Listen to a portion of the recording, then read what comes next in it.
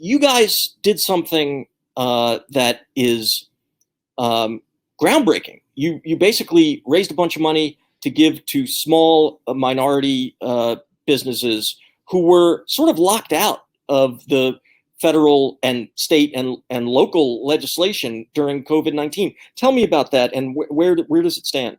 So it started with a friend of Jeff Bartos in Virginia that started the Virginia 30-Day Fund.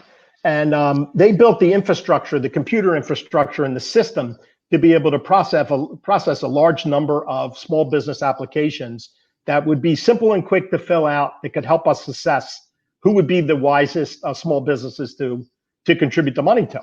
And so Jeff Bartos and Richard Phillips came to me and we talked about it. And I was thinking that my business, it's tough with COVID, but we're open. And the government's not giving us direction, but we're figuring out how to keep people safe. But what would happen if my business was closed for 4 months? Rent, utilities, and health insurance, who would pay that? I mean, it would just put everyone out of business.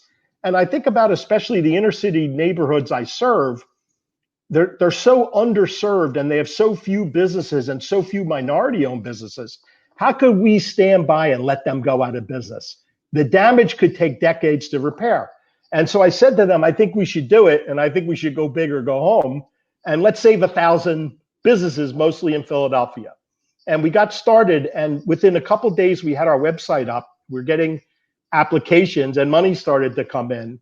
And as of today, which I want to say it's only been maybe 10 weeks, we've been in existence. We've brought in, with all our commitments, about $2.5 million. Wow. Ira Looper made a fantastic commitment, a matching grant of $1 million, which we haven't brought in enough to earn the whole million yet. But their contributions as little as $3. And we always talk about the police officer that felt bad about how things are going in the city.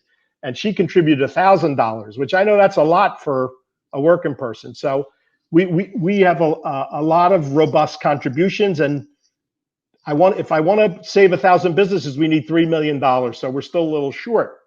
And so far we funded 450 businesses. Now, most of them are minority and women-owned businesses in the city, but we are open to the whole state. And we have funded businesses in about 40 counties so far. And we do have people on the board that are familiar with some counties that I've never been to in my life. And I didn't even know they existed. And things, in some ways, are different, but in a lot of ways, they're not.